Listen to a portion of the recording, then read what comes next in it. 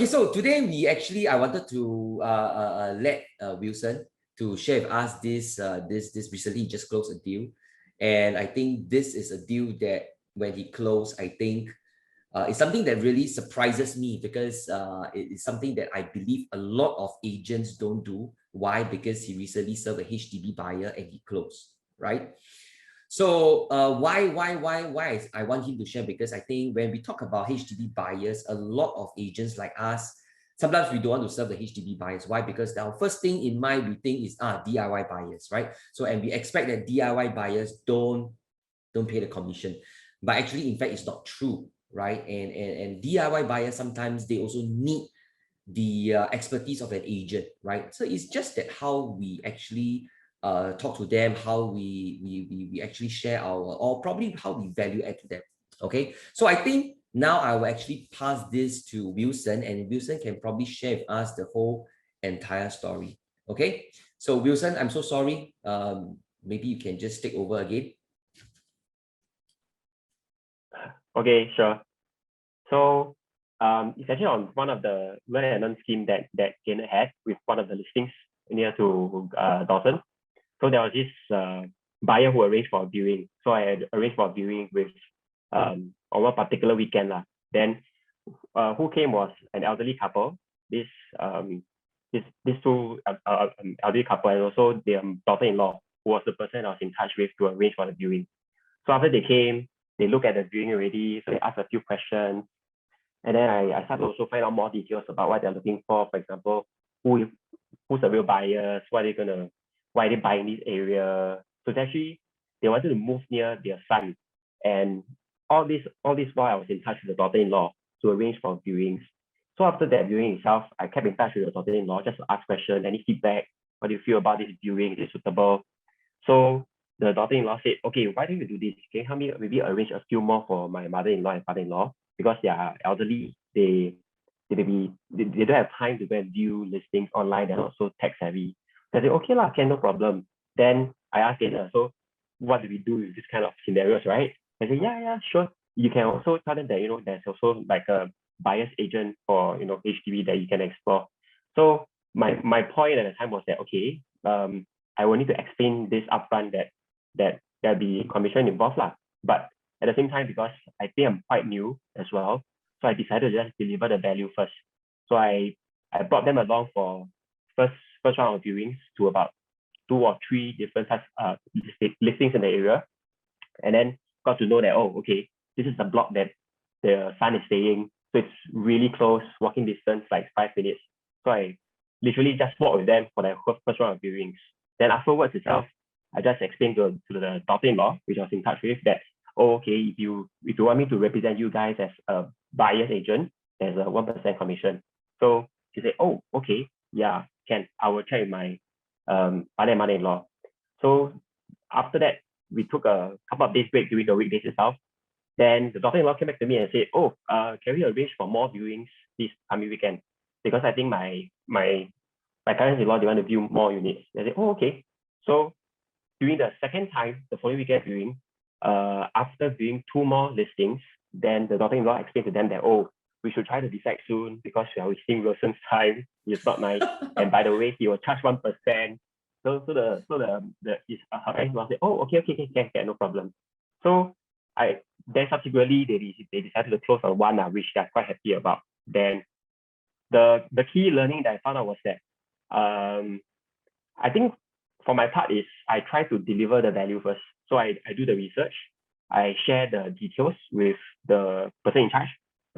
May not be the ultimate buyer, but I think I will just deliver the value first and do all the work first. Then subsequently I said, hey, do you know that if you appoint me as your buyer's agent, there's actually a 1% commission. Are you okay with this? Then to me, it's like, it's just time invested lah. Yeah, I didn't spend any money or whatnot, but just investing more time and effort into the research, I think it kind of helped to just close the deal in that sense. So that's why I really learned out of the whole process. Yeah. Yeah, okay. So how many days you took to serve this buyer, as in like how many days? Two weekends, so about 3 days. Saturday, Okay. Sunday, then the following Sunday. Yeah. So you spend 3 weekends, so I will probably say 3 days, right? and you Yeah, close yeah, the buyer, right? Direct buyer. And we are talking about the yeah. HDB, the price of the HDB is how much? They offer at 788. So So it meaning was to accepted. say, so meaning to say 1% will be 7,000 plus in terms of your commission, right? Yeah. Yeah. Okay, so there's no cost involved. You serve them and you value add. So from what we can look at, so to be honest, why I want Wilson to share this, because if let's say you guys or any one of us have a direct buyer, right? A lot of us will just let go of them. We probably won't take the extra step to actually ask them more, And one thing Wilson did is that he didn't really ask straight away that you need to pay a 1% commission, right? So the thing is that there's no right or wrong, whether which one you should ask first or you should not ask first. But he actually have what he really think of is he serve first, right?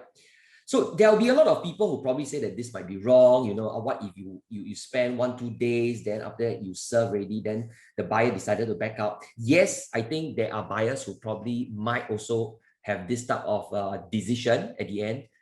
But then also we have to look on the bright side that maybe sometimes there are buyers who actually don't mind and they are willing to pay you as well. But we humans tend to think on the negative side, right? I mean, humans being humans, I tell you the truth, we always first in mind, we will look in, yeah, they won't pay me common. Why I waste time to go and serve him or her, right? So, but it's true lah. Huh? So at the end of the day, what we learn from Wilson is we try first, right? We try first. Anyway, he also nothing to do lah. Huh? Correct? Correct, Wilson. I mean, if not, you also spend time to think about other things. Then might as well, why not serve him first, right? Sometimes, to be honest, sometimes there are buyers who maybe you serve already, they also, I'm not saying that this must always be the case, but some buyers, they also feel, hey, very paiseh leh, right? And you already served us so long, then, then, if I don't pay, but anyway, he's a nice chap, he provides such a good service, then why not? Anyway, we have someone to take care of us. Some buyers may think this way, but it's always we think the other way first. So we actually don't want to serve them. So I think at the end of the day, our business is really every time, whatever decisions we make, we need to make one step forward, rather than take one step backwards. So we need to always take one step forward. We don't think about what is going to be a result, but we have to take one step forward. And then from then on, I think we can really see what is the outcome so long as we move forward. Okay, correct, Wilson? Right? I think this is what you have done now, which I really, to be honest, yesterday I asked him to take a video.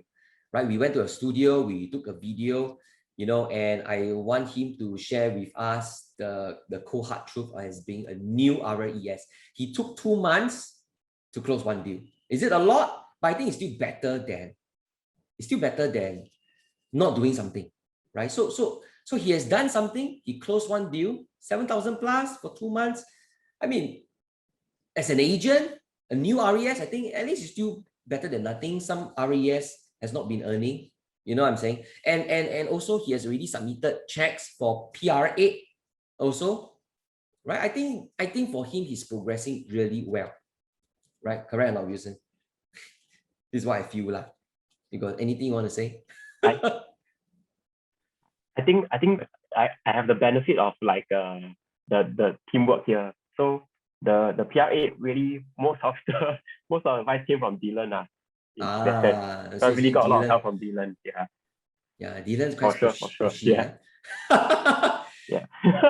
Yeah, Dylan is also very pushy. He knows the right process. He knows the right process. So I really had to count on his advice for a lot of things so that I can at least tell my potential buyers to say, hey, you know what, this is what you should do and things like that. So understanding the process is also important for me. Then yes. I also have other leads coming from other sources. I think also got some help from William on some potential rental leads. Yeah. So yes. I would say teamwork is very important here. Yeah. Okay, very good, very good. This is at least something that I feel after I hear already, I feel better. Huh? Teamwork, but it's true lah. So you can really see the difference as in now what we are really going through. We will be having all these monthly discussions, stuff like that. And then this is how we are going to move forward. I think this is really good, right? So if those who just joined us, like Marcus, I just want to explain to you, this is monthly what we have. We are what we call this is monthly team booster seed discussion. Why monthly seat? That means each and every one of us, if we have something to say, we will be on the seat, right? At the seat, whereby we will share.